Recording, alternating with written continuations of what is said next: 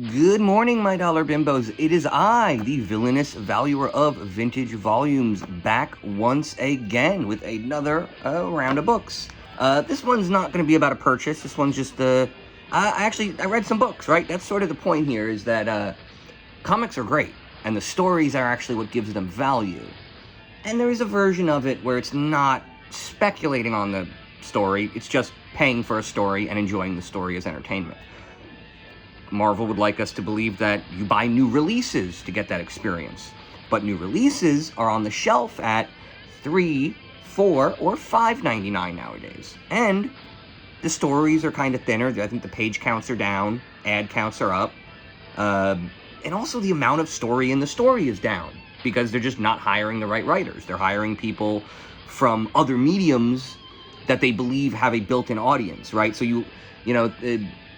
I mean, think about like when an actor tries to do music, right? They imagine there's going to be a ton of people who like Keanu Reeves in Speed are going to want to hear him not know how to play a guitar well. And it never actually works. Eddie Murphy never became a musician. Jeremy Renner is not a musician. And so there's this weird thing where I guess the modern version is, if you're a TikToker who says they like comics and you get to 5 million views, Marvel will let you produce a comic book. And it'll be terrible because you're not a comic book writer, you are a TikTok spammer. So right now, if you buy a $5 book off the shelf, you are incredibly unlikely to get something written by an actual writer. I actually don't even know who wrote these. Is it Bacalo? Who is this? Who do we got here? Where's the thingy page? Isn't there usually a thingy on a thingy? Where's my guys? Stanley Publisher. Why is there not a... The shout-out page where they got the who wrote it. Ah, there we go. Mark Waid. Yeah, okay. Mark Waid, one of the most prolific, well-respected craftsmen of a comic book story. Specifically, he's great for doing these very cohesive, long-form narratives. It bums me out that what is it? Irredeemable? That whole universe, Irredeemable. It's so profoundly interesting that I almost wish he could be given the real characters, right? Like a lot of these guys end up writing, they do their best work indie, and they just sort of have to create analogs of the characters they really want to use. So whatever, I would just love for somebody to just say, hey, Mark Waid, we're going to give you Captain America for the next 50 issues, and let's see what you do, right? So whatever. So he's a great writer. I thought I had actually bought the Man Without a Country storyline incomplete. I thought it was 451 to 454, but it was actually 450 to 453. So I missed the first one, but I got one after it. So I just read through them, and it's one of the genres that I think, there are two kinds of stories that I think are really good for the medium of comics. I don't love sci-fi in comics. I don't know why. That's not one of them. I don't think horror works in sci-fi. I don't actually believe the supernatural stuff is great in comics. Sorry, that's what I'm getting at. Is that certain genres are better. I believe the two best genres of story for the Marvel universe are espionage and true crime and gangster stuff. Right? It just sort of plays into all the motifs. And it's just, they're very well done. This Daredevil one-off issue that I read a few videos back, it was this very small story. It was just about Daredevil wandering into a bed and breakfast at this moment when a guy on the outskirts of organized crime is being told he has to commit his first murder to earn his bones. And he is essentially able to save him from that. And it's such a small story, but it does fit into this larger narrative of him trying to track down Kingpin's money launderers. So he's going all over the country looking for just random mobsters that have financial ties to Kingpin, and he just wanders into this small story, and you can tell it very succinctly, start to finish, and it has both a grounded element to it, but it also gets to the outlandishness of superheroes, right? There's something about spies and gangsters that are simultaneously grounded in reality, but also absurd. And there's also, I heard this term in a Reddit comment recently, competency porn. right? It's fun to just watch a guy who's awesome at something. And when you watch somebody who's really good as a spy or a very effective crime, a mafia, investigator, like when you watch someone who's that competent, it's awesome. It's awesome to watch just a human doing human things at a level no human can do, which is why I like those two genres, Yeah, I don't think war is good for comics. I think true crime and espionage are two of the best genres for it. So this is a very kind of classic narrative. I, of course, got the wrong first issue, so I came in late, and he is already considered an asshole by the government. So what ends up happening is there is this... Ooh, 1 second, let me charge up. So there's apparently this incredibly effective anti-aircraft weapon. The Algamam gun or something. I don't know. It's some dumb nonsense name. What do we got? What do we call it? I'll find it. It's somewhere here. But whatever. So the idea is there's this weapon that Steve Rogers destroyed the plans for. So he's the only person who actually has the specs of this thing in his head. No one else knows how to make it, despite knowing that it exists. All of a sudden, Moldavia, which is the Carpathian Mountains, right? That's where it is. It's known of various scourges. And so apparently this Eastern European country all of a sudden has this weapon that only Steve Rogers could have made. So they decide he must have been a traitor and sold the plan. Now, already there's an incredulity problem here with the universe we're in. Like, we're in a universe where mind control exists, mind reading exists, clones exist, holograms exist. And so for the idea of the president to vilify somebody, to actually turn on Captain America because somebody has a weapon, it is kind of thin, but whatever. So then all of a sudden, Steve Rogers is an enemy of the state, and he decides that he has to clear his name. And so I guess at this point, Sharon Carter is completely full-on mercenary, in theory. I don't know. It's the pure spy characters are a little much, because like every single issue starts with them like lying to somebody and double-crossing them, and then them lying to somebody and that other person knowing that they double-crossed the last guy and thinking it won't happen to them. There's like an incredulity to spies having a lot of missions. Realistically, you would be a spy, you would get burned, and you would just never be able to interact with anybody who had anything to do with that country ever again. And in a globalized society, everybody has something to do with every other country if you're operating at a global level. Therefore, the concept of the spy, it just doesn't work. It doesn't really work. They could use you once, and then you got to go to corporate America and sell pillows. And so it's the story. Boom, there's the weirdo weapon. What is it? The Argus gun. That's what it is. Argus, the name of the peacock mascot of NBC, who are definitely traitors and willing to sell weapons to Eastern European countries. I mean, it's just the vibe I'm getting from them is traitorous villains and armed trafficking. That's my experience at NBC. Is they're pro-war, and so here is. They also believe that the machine smith is the one who built it, and he got it by essentially hacking Captain America's brain and stealing the secrets from him. And he's built it, and he's using it in order to ramp up tensions in the region in an effort to start global war, because the machine smith is a robot. He wants there to be no people. He wants machines to win over people, so he's just trying to start war because he hates the people. And so the story goes on. They end up trying to, I mean, it is this fun thing, because there's like a very Manafort kind of thing happening here of, it's like this guy going to Eastern Europe in order to salvage his reputation, but every single thing he does makes him look worse, right? So he then has to break into an army base in order to find the exact location of the gun. In the process of that, he has to beat up a bunch of U.S. military personnel and steal an F-15. And this is a guy trying to save his reputation, right? And already you're like, that's not a great way to, if you want the military to take you back, you should probably stop punching them in the fucking head. But whatever. It's a fun little, action kind of thing. Here they go. The Moldavan soldiers find them. They go. They do punching. They do kicking. They do mouth-to-mouth kiss, which is just like not how you do mouth-to-mouth. Or kissing. Maybe they're good at mouth-to-mouth and bad at kissing. I assume they're good at kissing and bad at mouth-to-mouth, but it could go either way. It ends up in the classic situation where they're like in the bunker and the dude does a hacking thing. I don't know. There is a kind of lack of imagination with the way they're handling a villain that is essentially just software. The Machine Smith can download himself into any body, but like his thing is a body that looks like the body you think he's going to be in. It's silly. I mean, honestly, if you were designing a body, it wouldn't look at anything like a humanoid. It wouldn't have knees. It wouldn't have optical sensors in one spot, in one area of one body part, right? They wouldn't be humanoids as we know. It might be humanoid to some degree, but they wouldn't be a guy.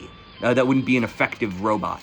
But they lacked imagination in the 90s. That is the thing. They had all the resources in the world, but they had no imagination. Rob Liefeld couldn't even imagine feet, and he has them. I swear to God, I saw his feet. I see his feet every year at New York Comic Con. He's out there walking around normal. He could just look down. But whatever. So yeah, this is a fun moment. I actually kind of like this. So the Machine Smith is explaining his plan to Captain America while watching news coverage of the president at Camp David. And so he starts the sentence, he's like he's doing the thing where the expositional thing where he tells the hero his whole plan. And he goes from saying, so he's in the room, right? The Machine Smith is in the room with Captain America and says, I have a very special plan. And then the one on the television, the news feed, finishes the sentence. Oh, it's just dark. It's corny and it's silly.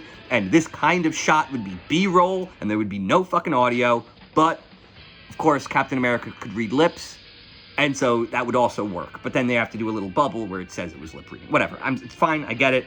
But whatever. I thought it was a very kind of cool scene to have it start here and end on the newsfeed. And so there you go. All of a sudden, the Machine Smith is going to kill the president if we don't stop him, right? That is where they're at. And at the same time, he also hacked the SHIELD helicarrier. So now the SHIELD helicarrier is about to crash. At the exact same time, the Machine Smith is about to assassinate the president. And the only people that seem to know anything about this are Steve Rogers and Sharon Carter. So they kind of split up, I guess. I don't know. Captain America tries to figure out tries to save the president.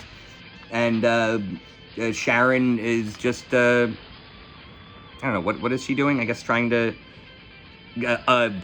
counter the hack, right? So they were left in Machine Smith's lair when he just kind of zipped to the other body. And so they're she's trying to undo the hack. He's trying to save the president. A helicarrier's falling out of the sky. It's just there's a whole lot going on. And so, this is a very terrible plot device. The Machine Smith encoded all of the data that he stole from Captain America into a coin, right? He turned it into a physical, whatever, man. It's dumb.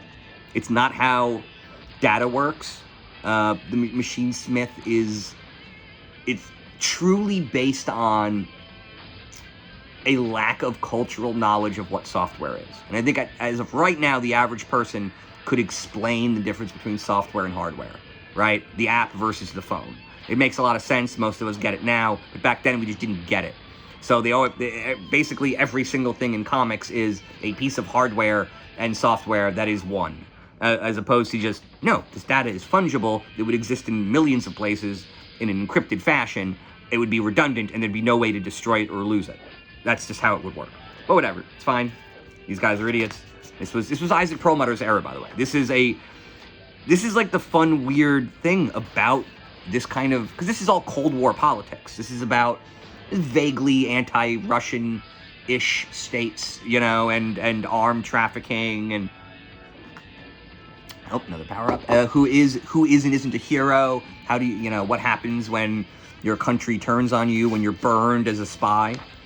And so, yeah, they somehow managed to, I guess, keep the and so this is it. Captain America's trying to salvage his reputation. So where does he go? Fucking Latveria. And he has to go and see Doctor Doom. And so, every single step of his plan involves either committing violence against the U.S. military or working with an enemy of the state. So, like, it's a tough gig getting your reputation back when you're labeled a traitor, is what they're trying to show us. So he goes to Doom. Doom says, yeah, it's kind of a bad thing for me if a world war starts right next door. So even Doom says, of course, I'll give you a plane, go, try to stop this. I don't need this war. Even Doom is anti-war, by the way. Everyone's anti-war, except for, apparently, the real United States government and people like Isaac Perlmutter, who are pro-war. They're hawks. They believe everybody should be shooting weapons at each other as long as they're buying them from Americans. It's real gross. He did also work, his work before Marvel was for the Remington family, known for firearms sales. So yeah, that's what we're dealing with here. A bunch of arms traffickers telling us stories about arms traffickers. Fun. Yeah, so what ends up happening is we think the Machine Smith is there to kill the president, but he's actually not. He has a much better plan.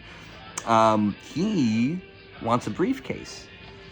Now, if you know enough about POTUS, you know that there's one very important briefcase that travels with him at all times. The nuclear football.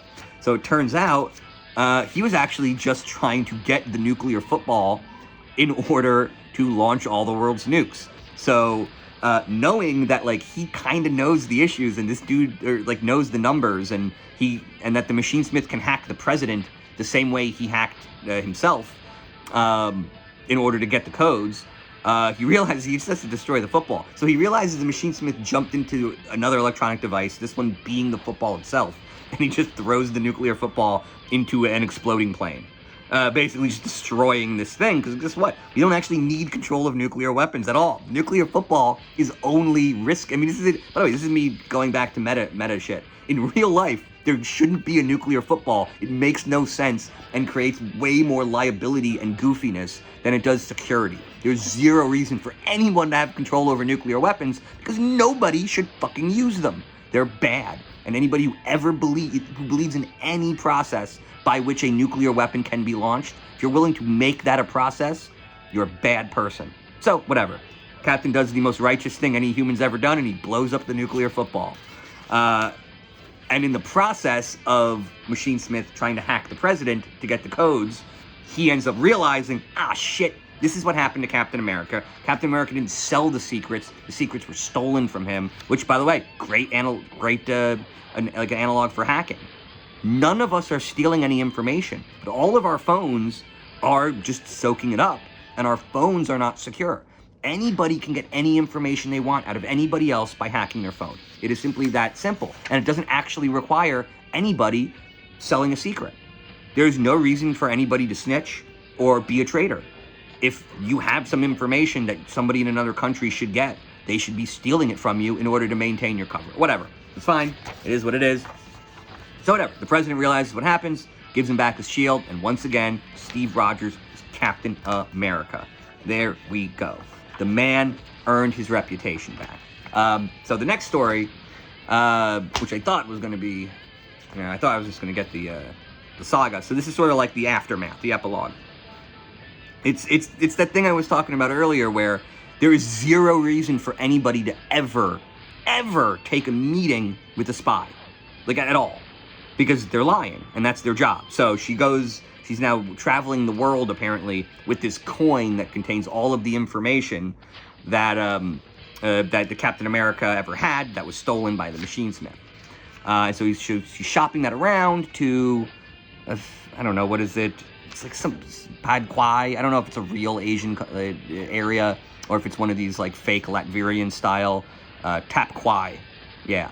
So it's an Asian region called Tap Quai, and she is selling Captain America's secrets and manages to get their elusive shadow leader to come out of hiding in order to buy it. And look who comes in. Captain freaking America on the bike. That's not the old bike. That's a new bike. It's not that new. But there we go. So Captain America kicks things, does punches of heads, and bottom line is, this doesn't quite seem like a Sharon mission. At this point, she's most of a mercenary, and this seems like she's doing a do-gooder thing. because she really wasn't trying to sell the secrets of Captain America. She was trying to take down the leader of this Asian nation. And so what ends up happening is they're like, hey, look, I don't know. Steve Rogers basically asked, well, why are you doing this? This doesn't really seem like your style of mission. And it turns out, here's the why. The why was, at some point in her past, Sharon Carter was held captive as a prisoner of war in this very region. And her entire goal is to simply overthrow this guy, take out X-12, the head of this country, and allow the rebels, the radicals, to have a window of opportunity to seize the country. And in that moment, she believes she will actually have enough cover to save the other POWs in the camp she had been held. And Captain America says, I'm not going to do any of that. He just refuses. And he kind of like walks away, and all of a sudden, comes running back with all the POWs. Captain America just says, no, we don't need to do this. This Rube Goldbergian machine in your head, where you're going to socially engineer the release of these POWs, you don't need it. We don't need it at all. We're just going to leave, and the SHIELD helicarrier is going to pick us up. Screw X-12. Screw their intelligence community here. Screw that nonsense. We're taking these guys, and we're leaving. We're just saving the day. That's it. And it's a very interesting idea, because like often there's this, oh, we have to do these dark things in order to do something light. That's the pitch of espionage, is we need people making propaganda and committing murders and threatening people and doing all this weird stuff in order to get very important things done. Sometimes when you want an omelet, you got to break a few eggs. I believe Sharon Carter literally says that 2 issues back. But it turns out, no. This motherfucker just hits the omelet button and an omelet pops out, right? It's basically going, go back to first principles. Like, S.H.I.E.L.D. exists. You know Captain America. If you have POWs somewhere that you want saved, we just save them. We don't have to do the other stuff. You don't need to assassinate someone to save a life. And Captain America just shows her that. And it ends with all of these POWs being free and them kicking a little ass in this corrupt Asian region run by warlords and intelligence agents. And then he just goes back to his duty. And there you go. It was just a really small story. It's, we've heard the story before, We've all watched Homeland or 24. There was some weird espionage show that had a plot similar to this. But I do think the Marvelness of it is a lot of fun, because you're left with this, we have this map of the Marvel planet. It has all these weird countries. It has the Segovian Accords. It has Latvian dictators. It has all these weird things that we know laying around the space. And you can have the spy kind of stumble into it every once in a while. A lot of fun. Yeah, I think I may try to build out this run a little bit. Get more of a sense of what was going on.